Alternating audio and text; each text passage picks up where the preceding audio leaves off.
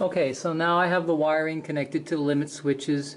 The bottom switch, which is the up limit, has a special coloring on it. It's color coded with a red wrapping around the cable, so you know which ones go to which switch.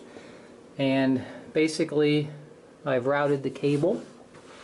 So I don't know if you can, it might be hard to see in the video, but the cable basically comes out of the winch, goes down to the bottom pulley, goes back up to the top pulley, comes across the entire gate, comes down again on this pulley, goes back up, and then basically when you go through the top pulley here, it's attached to an anchor bolt. So then you just retract the winch a little bit to take up the slack in the cable, and just leave a little bit of slack just so they can't derail from the pulleys themselves. And then you're ready to start doing your brackets for the upper and lower adjustment limits. So first thing we'll do is just give it a quick test to see if it works. So we're just going to go up a little bit with it. Just push the up button. You can see it's raising up. And then go down.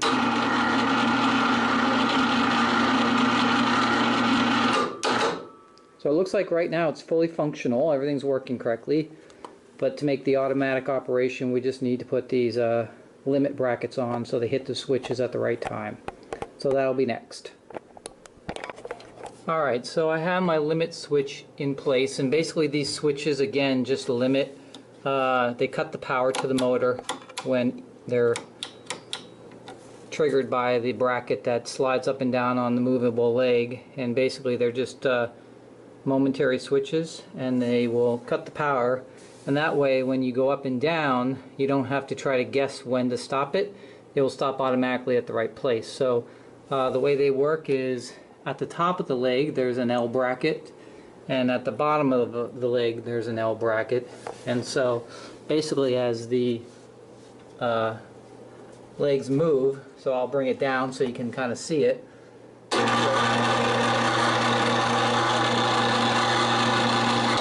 You can see as we're getting close here, it's about to touch the switch. And when it hits the switch, then the table automatically stops. It's basically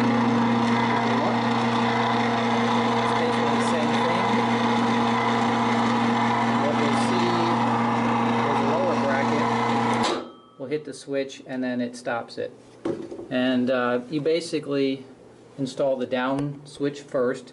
Make sure it's fully seated where you want it, and you want to basically make sure that once it's fully down there's still some tension on the cable so that it doesn't derail from the pulleys. But what I did is I actually put my bench work here, 3/4 inch plywood.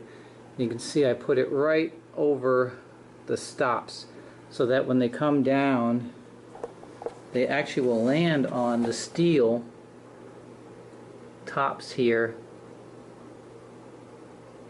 and then it will be perfectly flush, because the sliders themselves are a little weak and they will actually like start sagging a little bit if it doesn't rest on something.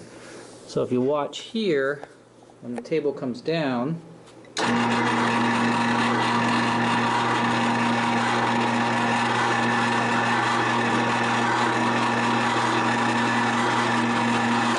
you can see here that the plywood basically is hitting the top of the steel, and that's actually supporting it rather than having the slides actually support the whole weight. So once you adjust it, you should be good, and then that's pretty much it. So as you can see on the top here, I've got my plywood on the top of it already, and I just did little cutouts here for the bolts that stick up through for the motor. Again, I was using 3/4 inch plywood, so for me it was easy. When I put the motor mount in, I just made it flush with the top of the actual bench work framing here, so it was right flush with the top here. But the instructions tell you to lower it a little bit lower so you can clear these nuts and bolts, but I didn't have to worry about it since I was using 3/4 inch. If you're using less than 3/4, you're definitely going to have to, underneath here, make sure that your motor mount is down a little lower, but you don't have much room. It's tricky because you can't obviously go lower than this pulley here. So it's very close, and instead of playing with that, I decided, because I had the depth in the plywood at the top, that I would just cut out a notch, which I did. So that'll be covered obviously by track and scenery and other things like that. And that's pretty much it. Now the only other thing that you have to do for the bench, the Meehan liftgate, is basically to put on 2 cover panels down at the bottom here, and you're basically covering the cable, so in case they snap, it's a safety issue. So basically you don't have to worry about getting hurt. So there's 2 panels that have to be cut. I still have to go out and get the material for that. And then as far as the switch controller here, it's just a up and down momentary switch. However, it's kind of annoying because you have to pull it on this side, then you got to thread it through and pull it on the other side, so you can get in and out of the lift gate. And I think what I'm going to do is I'm going to get 2 switches and wire them in to that controller, and then I'm going to have a switch on each side of the platform, maybe mount it somewhere around here, and basically I'll be able to run it from both sides then without having to worry about dragging that controller back and forth. So that's the only thing I can say that maybe could be an improvement in the lift gate, which be either have dual controllers or some way that you can wire in a switch to control it from either side instead of having to drag that single controller back and forth.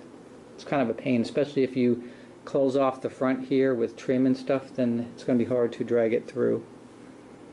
But that's pretty much it. So that's installation of the liftgate, and I'll continue on with my bench work. I still got a lot of stuff to finish on the front here and trim and stuff like that, and then we'll come back and take a look at that. Okay, so you can see we've got our trim panels on the sides here underneath the liftgate finished.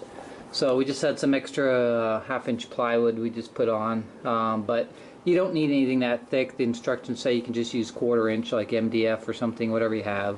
But basically it's just it looks good because it's a finish, and it's also protecting you in case the cable should happen to snap or something like that. So those are finished on there. And then on the front of my bench work here, you can see I have also 1/2 inch plywood that goes across. I'm going to be building some shelving here for displaying trains and everything. And so I've covered the section right here on the side where there used to be a way to get the controller through. And I've done the same thing on the inside of the platform. So this presents a problem, which is that the controller basically is on the floor here, and you can see here if I pull this out, there's no more slack left in the cable. So the cable's kind of short, and again earlier I sort of mentioned that it's kind of a pain to keep dragging this controller in and out of the bench work, depending which side you happen to be on when you want to raise or lift it. So I've decided to sort of add an enhancement to it. And what I'm going to do is actually, I bought these supplies here, just a couple of bucks things. I've got a couple of electrical boxes here. I've got some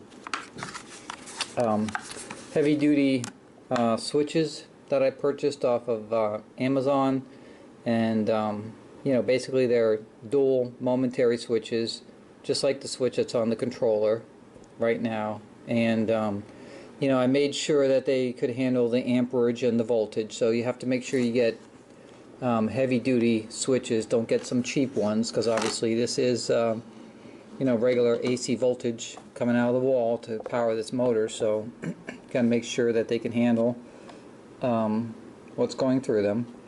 And then I've got 2 plates, which are, you can see here, they're just normally plates for cable connections, so we just have a hole in the center here, but I'm just going to push these switches through there, so that works perfect. And if they're a little small, I can always drill them out a little bit. And then I just got a box of connectors that will connect the wires to the switches. And then I just am going to be using these heavy-duty extension cords as the wires between the controller that's on the winch right now and the new switches. So again, you shouldn't use anything that's under rated, so make sure that the wiring that you're using to connect all this can handle the amps and the volts going through it. You certainly wouldn't want to use a regular normal thin extension cord. You want to make sure you use heavy duty, or at least so these are 16 gauge basically. And that's all I'm going to do. So our first step basically is we're going to take these boxes and we're going to cut a hole in our benchwork here and pick a spot, and then we're going to mount those boxes. So that'll be our first step, and then once we do that, we will then get the switches wired up, and then we'll go and route those wires to the controller, and then we're going to take the controller apart and we're going to basically splice into the switch that's there. So basically these will just be switches that are doing the exact same thing as if you had been touching the controller, except they're going to be permanently mounted on the inside and the outside of the benchwork, so that we can easily get in and out without having to drag that controller. So let me get these boxes mounted, and then we'll come back and do the next step. Okay, so we've cut out the holes and we mounted our electrical boxes here on the inside and also on the outside here. And we've also attached our little connectors to the cables. So there's 6 connections on these switches. You can see here there's 6 terminals, just like on the master switch in the controller for the liftgate. And so I've got the 6 wires here all ready to go. So the next step is going to be open up the liftgate controller down here, and then basically I'm going to need to use the continuity tester just to check to make sure I know which wires go on which terminals, so they match exactly of what's inside there. So let me open that up, and then we'll take the next step. Alright, so we took off the back cover over the controller. It's only 5 screws basically. And then you can see on the inside here, there's our switch. Again, has the same 6 terminals. But what we're going to do is take these off of here. We'll take a picture and label them first to make sure we get them back on the right spot. But we're going to use this to check to make sure that the switch that I have matches this, as far as when you either pull the switch up or down, make sure all the same terminals are getting the same continuity across them, so we don't damage anything. So we'll just need to do that check first, and then what we'll do is we'll come back and we'll splice into these wires here so that we can basically run them up to our new switches, which are mounted in the actual panels of the liftgate themselves. Okay, so we checked these switches and the continuity, and the switches that I bought match the one that's in the controller exactly. So all the terminals are the same. So I've basically, on a piece of paper, I just wrote down each color wire that's attached to each terminal and on which end they're on. And then I am now attaching the wires here on the actual switches themselves.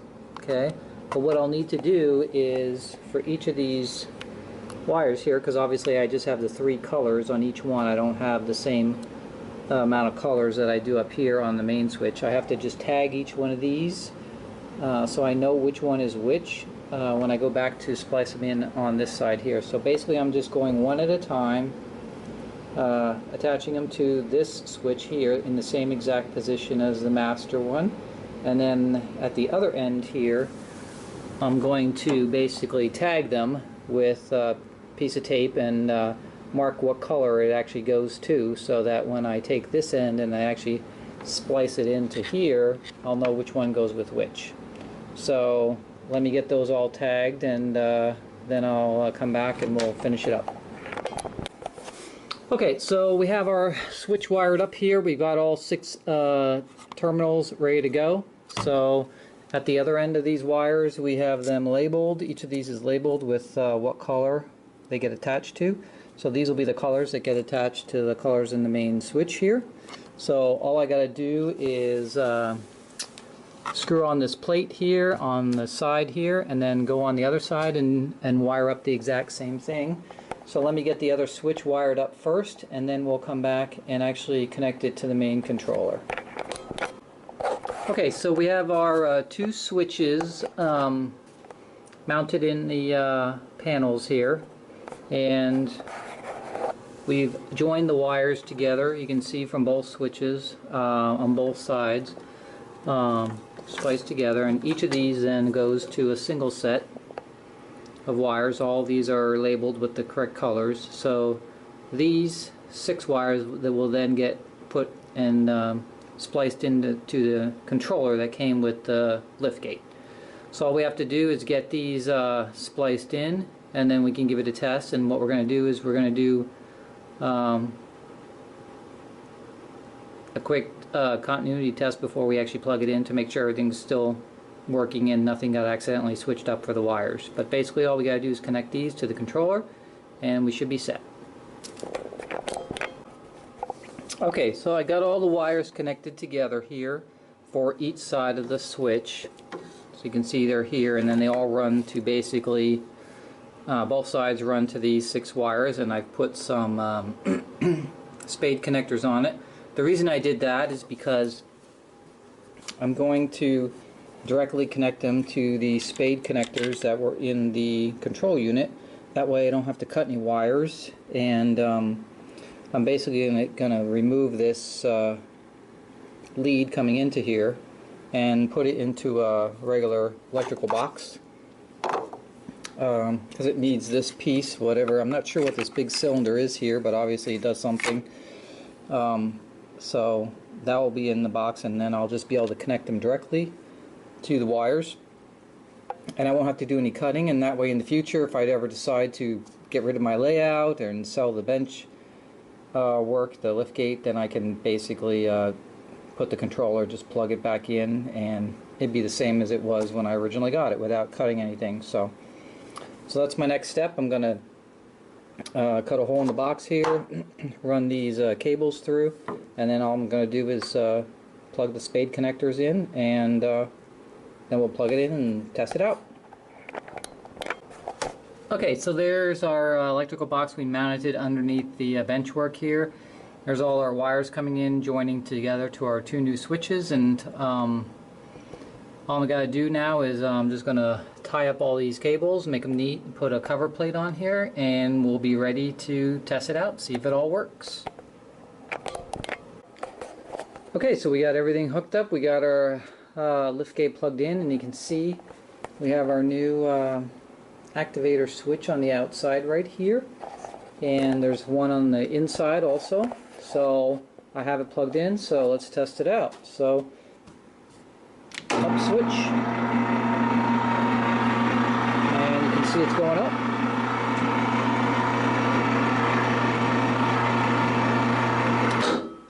And then if we walk through and then come through to the other side, we have a corresponding switch on this side. So if we go down here,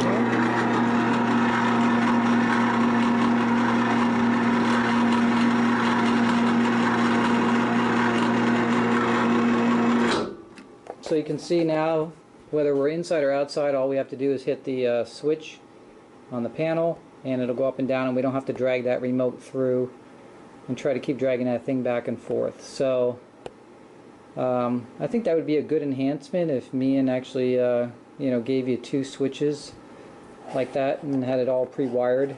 But you can see that if you needed to, it's pretty easy. You just have to buy the extra parts and wire it up, and you can do the same thing basically. Probably cost me about $30–40 for all the parts to do it, but works good.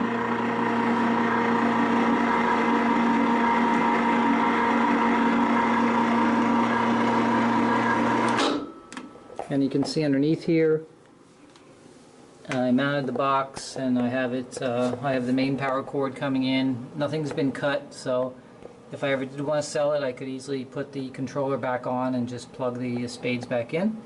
And I just wire tied and tied up the wiring a little bit, and that's pretty much it. So that completes our installation of the Mian liftgate, and it's actually really great. So easy to walk through now. You don't have to bend down, crawl on the ground. I was crawling on the ground a couple times as I was building it, and back and forth, and it was like kind of a pain. So this is really nice to have here now.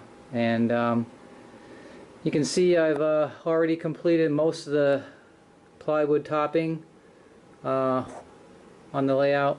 I've got 3/4 inch oak plywood, really nice stuff. Solid. I've been walking on top of it already, so we're almost finished with the bench work part. We still have a couple of things to do on the front here. We're going to build the control panel yet, and then some shelving for some display here. So that'll be the next step, and after that we'll finally be finished with all the bench work and actually be ready to lay some track.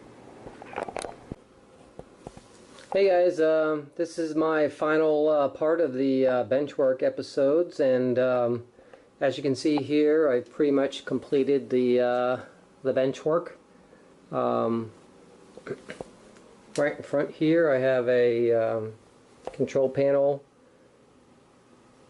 So this will be the table where I'll put all the controls on for everything I'm going to use. You can see underneath here I got a couple of like just pleated shades that are hiding the space behind it, which is where all the electronics will go, and the transformers, the power bricks, and you know, basically all the wiring terminal blocks and everything's going to go behind there. There's also two power strips back there, and they are controlled by these on-off switches right here, which you can see. I have a pair on the outside here, and I have a pair on the inside of the layout that I can quickly turn off all the power, so in case I get a short or train derails or something like that. And then also you can see here's the finalized switch that you saw earlier when I was wiring up the lift gate. So there's a switch on the outside and the switch on the inside. So, you know, again, if I just from the outside here hold the switch,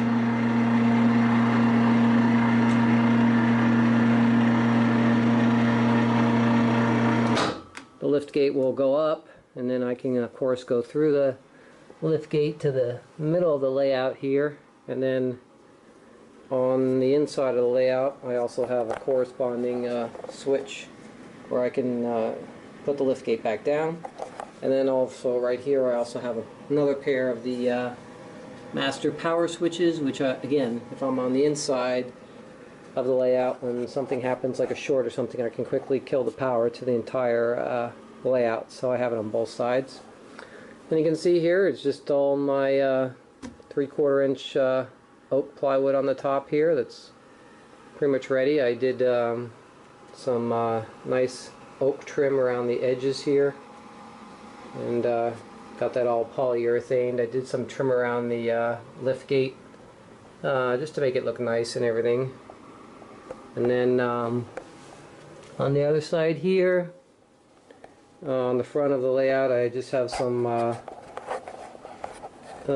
insignias of some of the road names I'll be using. Pensy is, of course, one of the big ones that I'll be modeling, but I just have some of the other ones here that I picked up at a Greenberg show. They had a bunch of these insignia signs with all different railroad names, so I just picked up a bunch of them.